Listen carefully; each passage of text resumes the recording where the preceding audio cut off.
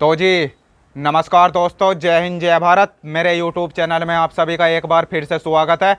तो जी आज मैं आपको लेकर चलता हूँ सरदाने में। और सरदाना सबसे पहले मैं आपको बता दूँ जो कि मेरठ से 23 किलोमीटर की उसकी दूरी है। और आपको मैं वहाँ जाकर एक बहुत ही फेमस इमारत दिखाना चाहूँगा। तो सबसे पहले मैं आपको बता दूं जो कि मैं वो इमारत दिखाने वाला हूँ आज आपको।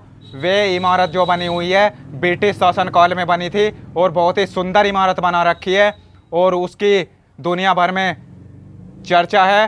तो अब चलते हैं सरदने में और आपको मैं मिलूँगा सरदने में ही। और उसके बाद मैं वो आपको इमारत दिखाऊँगा और आज उसके इतिहास के बारे में भी बात करेंगे क्योंकि उसका इतिहास भी बहुत ही अनोखा है। तो चलते हैं अब सरदने की ओर। तो जय हिंद जय भारत। अब आपको मैं मिलता हूँ उस इमारत के बाहर। तो जी एक बार फिर से मेरा नमस्कार आप सभी को। और जैसा कि मैंने आपको बताया था सुबह कि मैं आज एक रोमन कैथोलिक चर्च पर जा रहा हूँ जो कि हमारे सरदने एरिया का बहुत ही फेमस चर्च है और मेरठ ज़िले में पड़ता है। मेरठ ज़िले से इसकी दूरी है अराउंड 23 किलोमीटर की। तो बहुत ही फेमस चर्च है ये। एक फिर आपको इसका गेट दिखाता हूँ। और गेट दिखाने से पहले आपको बताना चाहूँगा कि वीडियो को लाइक करें क्योंकि वीडियो बनाने में बहुत ही मेहनत लगती है और कृपया करके वीडियो को पूरी देखें। तो सबसे पहले मैं आपको दिखाना चाहूँगा इसका गेट। ये देख लीजिए आप इसका गेट, क्योंकि एंट्री पॉइंट आपको पता है मैं हर जगह एंट्री पॉइंट दिखाकर चलता हूँ।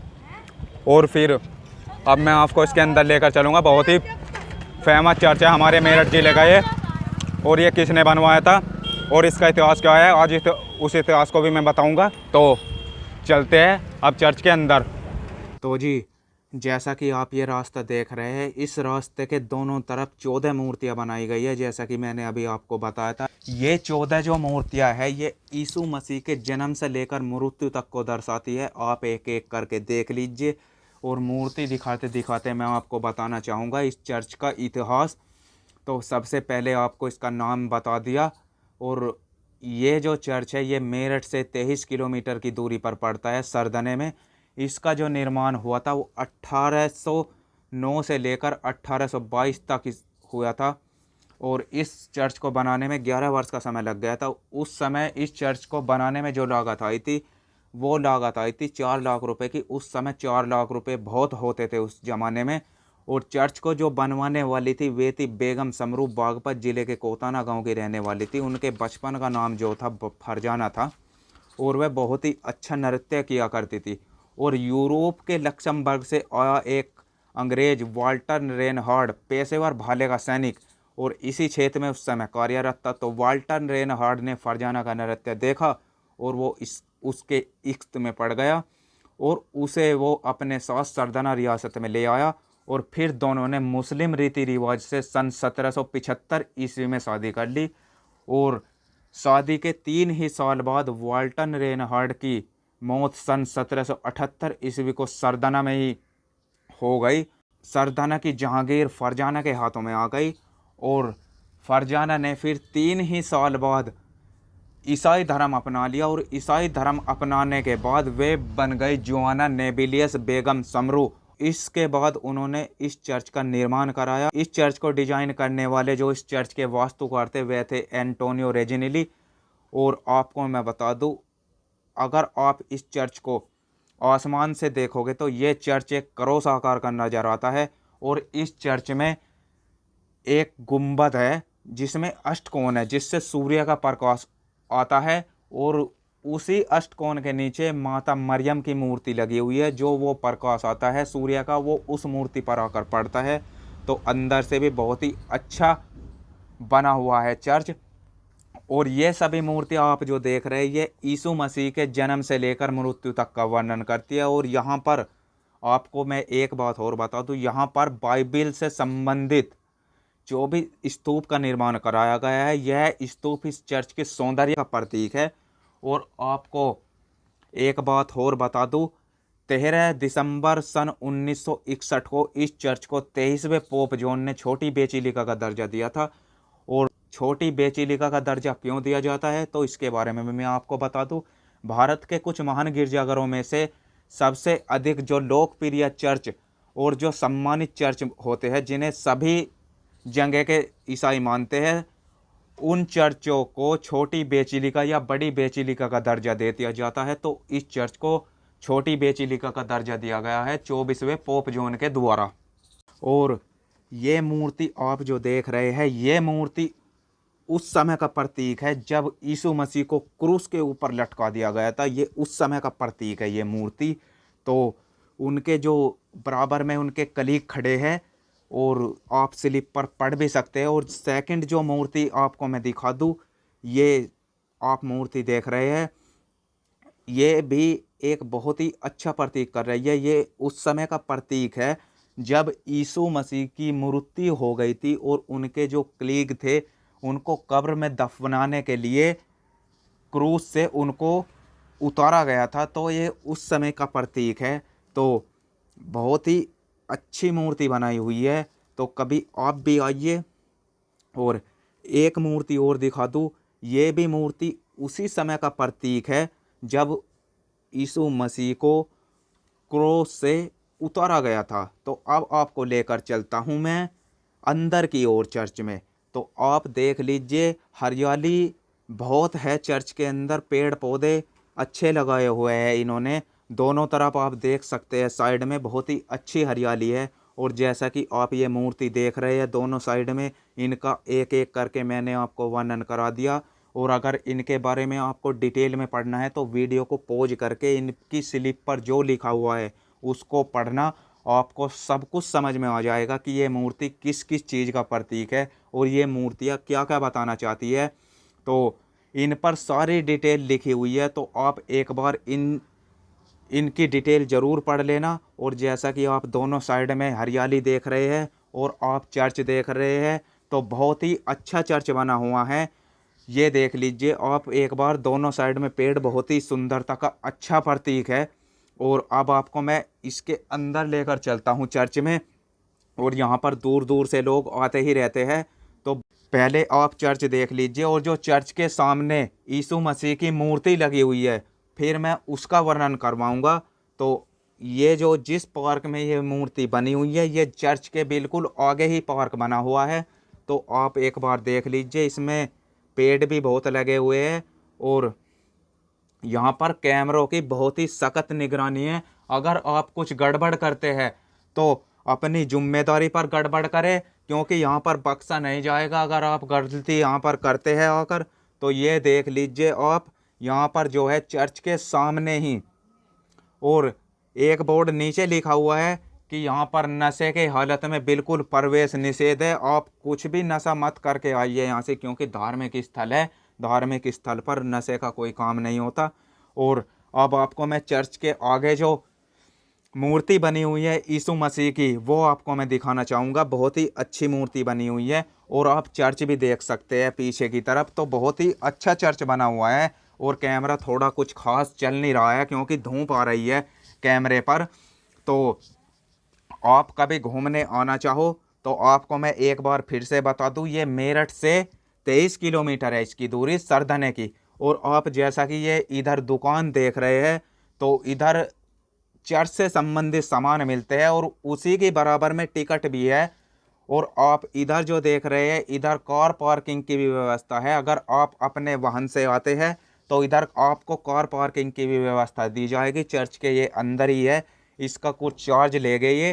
तो आप अपने वाहन से आते हैं तो बिल्कुल भी दिक्कत मत लीजिए, यहाँ पर कार पार्किंग की भी बहुत ही अच्छी व्यवस्था है। तो और आपको मैं एक बात और बता दूं, जैसा कि आगे आगे अब गर्मी आ रही है तो यहाँ पर पेड़ पौधों की भी बहुत ही अच्छी व्यवस्था की हुई है। और आपको मैं इधर दिखा दूं, ये जो आप मूर्ति देख रहे हैं, आपको अभी मैं ये दिखाऊंगा, क्योंकि ये जो मूर्ति बनी हुई है, यहाँ जो चर्च में फादर रह चुके हैं, ये मूर्ति उनकी यहाँ पर बनाई हुई है। और अभी आपको मैं एक बार स्लिप जो यहाँ पर लगी हुई है, आप इसको पढ़ लेना। इस पर मैं जूम कर कर दिखाता हूँ। तो आप ये देख लीजिए, यहाँ पर बहुत ही अच्छी मूर्ति बनाई हुई है और इस पर जो डिटेल है आप वो भी पढ़ लेना। तो अब आपको मैं मूर्ति दिखा दूँ। यहाँ पर चर्च में जो फादर रह चुके हैं, ये उनकी मूर्ति है। और इधर आप देखोगे तो बहुत ही पेड़ लगे हुए हैं। यहाँ पर बैठने की बहुत ही अच्छी व्यवस्था की हुई है इन्होंने। तो गर्मियों में तो पेड़ की और छां की हमें व्यवस्था वैसे भी चाहिए ही। तो यहाँ पर पेड़ बहुत लगे हुए हैं। चर्च की सफाई बनाए रखने में इन्हें सहयोग दे। और अब आपको मैं इधर दिखाना चाहूँगा, ये आप चर्च का एक बार व्यू देख लीजिए। तो बहुत ही अच्छी इमारत बनाई हुई है इन्होंने। और अंदर फिर मैं आपको दिखाऊंगा, तो एक बार ये इमारत देख लीजिए। और इधर जो आप देख रहे हैं, इधर के तो बारे में मैंने आपको सारा वर्णन करा ही दिया लगभग लगभग। तो आपको मैं एक बार इमारत दिखा दूं, तो आप इमारत ये देख लीजिए, बहुत ही अच्छी इमारत है। तो जी अब मैं आपको लेकर चलता हूँ चर्च के अंदर, और चर्च के अंदर मैं आपको दिखाऊंगा कि अंदर से चर्च की डिजाइन कैसी की हुई है। और चर्च के अंदर ले जाने से पहले मैं आपको एक बात बता दूं, जो बेगम समरू थी वे मुस्लिम धर्म से ताल्लुक़ था उनका। तो उन्होंने फिर इस चर्च का निर्माण क्यों कराया, तो इस चर्च का निर्माण के मैं बारे में आपको बता दूं, उन्होंने सन 1781 में अपनी मर्जी से ईसाई धर्म अपना लिया था, और बाद में बन गई थी जुआना नेबिलियस बेगम समरू। फिर बेगम समरू ने इस चर्च का निर्माण कराया, और बहुत ही अच्छी इमारत बनाई हुई है। और जिसने इसकी डिजाइन की है उसका मैं नाम बता दूं, तो उनका नाम था मेजर एंटोनियो रेगिनिली, और उनके नाम की अंदर स्लिप भी लगी हुई है। तो जी अब आपको मैं लेकर चलता हूँ चर्च के अंदर। तो जी अब मैं चर्च के अंदर पहुंच गया हूँ, और जैसा कि आप ये महापुरुषों की तस्वीर देख रहे हैं, यहाँ पर जो है कुछ महापुरुषों की तस्वीर लगी हुई है, जो चर्च में महापुरुष रह चुके हैं उनकी तस्वीर लगी हुई है। और आपको मैं ये स्लिप दिखा दूँ, जो कि मैंने आपको बाहर भी बताया था, यहाँ पर कुछ स्लिप लगी हुई है। आप एक बार इन स्लिप को पढ़ ज़रूर लेना। और दूसरी जो स्लिप आपको मैं दिखाना चाहूँगा, वे उस वास्तुकार की है जिन्होंने इस चर्च को डिज़ाइन किया था। तो आप इसको भी पढ़ लेना ज़रूर, क्योंकि यहाँ पर परमिशन बहुत देर में मिली है मुझको।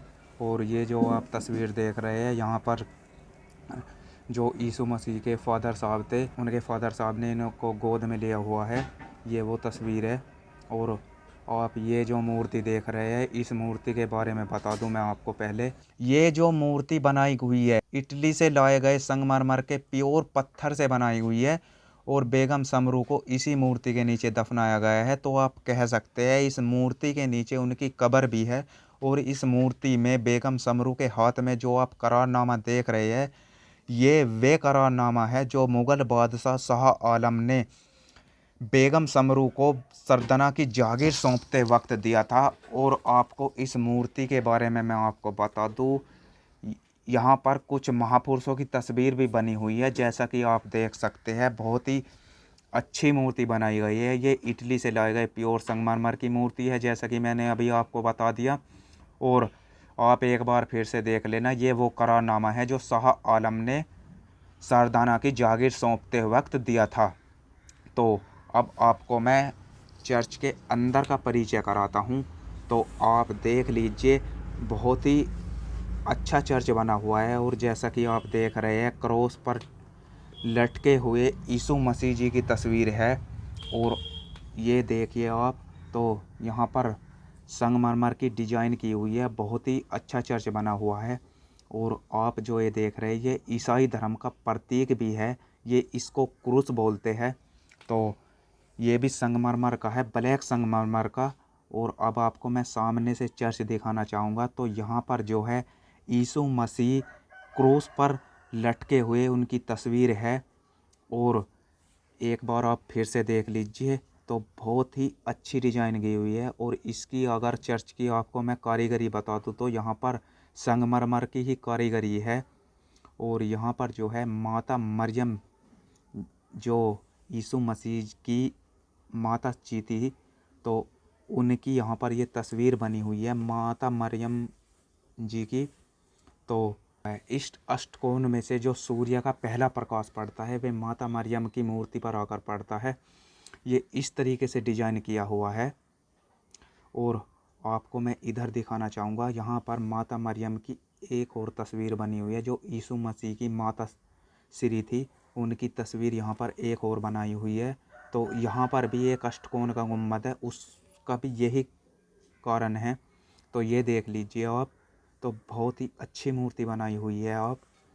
और आपको ये डिजाइन दिखा दूँ चर्च का, तो यहाँ पर संगमरमर की कारीगरी है इस पूरे ही चर्च में। तो अब मैं आपको बाहर की ओर लेकर चलता हूँ। तो जी अब आ गया हूँ मैं बाहर की ओर और अब आपको मैं दिखाना चाहूँगा चर्च का बाहर से डिज़ाइन कैसा बना हुआ है। तो आप एक बार देख लीजिए, बहुत ही अच्छा डिज़ाइन बना हुआ है और यहाँ पर दूर दूर से लोग इस चर्च को देखने आते हैं। तो आपको मैं सबसे पहले बता दूँ, और मैंने वीडियो स्टार्ट होने से पहले भी आपको बताया था कि ये चर्च जो है मेरठ से इसकी दूरी 23 किलोमीटर की है और सरदाना में ये चर्च पड़ता है। तो बहुत ही अच्छा चर्च बना हुआ है। और इधर आप जो ये ग्राउंड देख रहे हैं, यहाँ पर जो है मेला लगता है हर सेकंड नवंबर को। तो आप आ भी सकते हैं, बहुत अच्छा मेला भरता है यहाँ पर। और इधर से आपको मैं चर्च दिखा दूँ तो बहुत ही बेहतरीन डिजाइनिंग की हुई है इस चर्च की। और उधर से इस चर्च का फ्रंट है, वैसे तो उधर से रास्ता है, इधर से आपको जो ये मैं दिखा रहा हूँ, इधर से जो है इसके सामने ग्राउंड पड़ता है। और अभी मैं आपको वो ग्राउंड दिखाना चाहूँगा जिसमें हर सेकंड नवंबर को मेला भी लगता है। तो बहुत ही विशाल मेले का आयोजन किया जाता है यहाँ पर। तो कभी आप भी आ सकते हैं। तो आपको एक बार मैं ग्राउंड दिखा दूँ, ये आप ग्राउंड देख रहे हैं, इस ग्राउंड में ही मेला लगता है हर सेकंड सैटरडे को। नवंबर के हर सेकंड सैटरडे को यहाँ पर मेला लगता है। तो आप भी आ सकते हैं। और ये जो डिज़ाइन देख रहे हैं आप, ये चर्च के ग्राउंड के सामने का डिज़ाइन है। तो इधर आपको अगर ग्राउंड में दिखाई दे रही हो तो दीवार पर छोटी छोटी तस्वीर भी बनाई हुई है। तो अभी मैं आपको उन तस्वीरों के बारे में बताना चाहूँगा। तो सबसे पहले आपको ये दिखा दूँ, यहाँ पर जो है एक माता मरियम की बाहर की तरफ जो ग्राउंड है, इस ग्राउंड में मूर्ति बनाई गई है। तो बहुत ही अच्छी मूर्ति बनाई हुई है। तो जी आप जैसा कि ये ग्राउंड में मूर्तियाँ देख रहे हैं, आपको मैं ये मूर्ति दिखाना चाहूँगा। और सबसे पहले आप फर्स्ट नंबर की मूर्ति देख लीजिए, स्वर्गदूत का संदेश। ये उस समय की मूर्ति है जिस समय माता मरियम को संदेश मिला था कि उनके एक पुत्र पैदा होगा। और आपको मैं सारी मूर्ति दिखाता, वीडियो ज़्यादा लंबी हो जाएगी, तो आपको मैं 2-3 ही दिखाना चाहूँगा। और आप यहाँ आकर इन मूर्तियों पर जो डिटेल लिखी हुई है आप वे पढ़ सकते हैं। तो कभी आप इस चर्च में ज़रूर घूमने आना। तो बहुत ही फेमस चर्च है ये सरधने का। तो अब आपको मैं लेकर चलता हूँ, ग्राउंड दिखाता हूँ। तो ये देख लीजिए आप, बहुत मूर्ति बनाई हुई है यहाँ पर छोटी छोटी। और इधर आप चर्च दिखा दूँ तो ये देख लीजिए, बहुत ही अच्छा व्यू है चर्च का। और यहाँ पर बहुत दूर दूर से लोग आते हैं इस चर्च को देख। और बहुत ही अच्छा चर्च बना हुआ है। और इस व्लॉग के लिए इतना ही रखते हैं। अगर आपको चर्च और व्लॉग पसंद आए तो लाइक करें, कमेंट करें और शेयर करें। और मिलते हैं किसी और एक नेक्स्ट पैलेस पर। तब तक के लिए धन्यवाद। जय हिंद, जय भारत।